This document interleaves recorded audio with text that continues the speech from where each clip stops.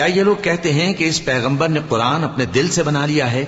کہہ دو کہ اگر میں نے دل سے بنا لیا ہے تو میرے گناہ کا وبال مجھ پر، اور جو گناہ تم کرتے ہو اس سے میں بری الذمہ ہوں۔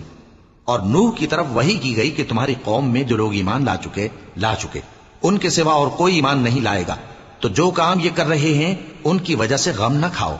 اور ایک کشتی ہمارے حکم سے ہمارے سامنے بناؤ، اور جو لوگ ظالم ہیں ان کے بارے میں مجھ سے کچھ نہ کہنا، کیونکہ وہ ضرور غرق کر دیے جائیں گے۔ اور نوح نے کشتی بنانا شروع کر دی، اور جب ان کی قوم کے سردار ان کے پاس سے گزرتے تو ان سے تمسخر کرتے۔ وہ کہتے کہ اگر تم ہم سے تمسخر کرتے ہو تو جس طرح تم ہم سے تمسخر کرتے ہو اسی طرح ایک وقت ہم بھی تم سے تمسخر کریں گے، اور تم کو جلد معلوم ہو جائے گا کہ کس پر عذاب آتا ہے جو اسے رسوا کرے گا، اور کس پر ہمیشہ کا عذاب نازل ہوتا ہے۔ یہاں تک کہ جب ہمارا حکم آ پہنچا اور تنور جوش مارنے لگا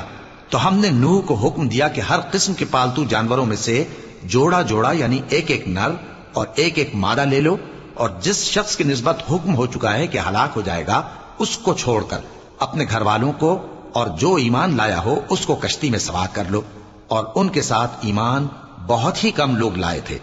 نوح نے کہا کہ اللہ کا نام لے کر کہ اسی کے کرم سے اس کا چلنا اور ٹھہرنا ہے، اس میں سوار ہو جاؤ، بے شک میرا پروردگار بخشنے والا ہے، مہربان ہے۔